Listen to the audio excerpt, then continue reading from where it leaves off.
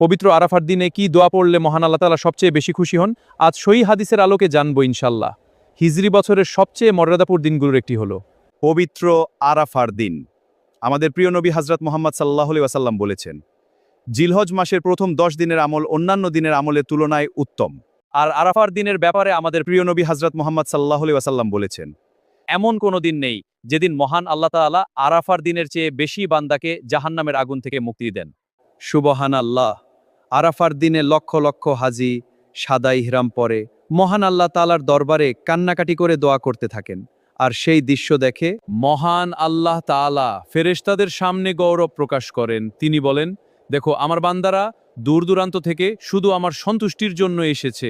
পবিত্র আরাফার দিনে যে দোয়া পড়লে মহান আল্লাহ তাআলা সবচেয়ে বেশি খুশি হন, এবং আমাদের প্রিয় নবী হযরত মুহাম্মদ সাল্লাল্লাহু আলাইহি ওয়াসাল্লাম যে দোয়া বেশি বেশি পড়তেন। লা ইলাহা ইল্লাল্লাহু ওয়াহদাহু লা শারিকা লাহু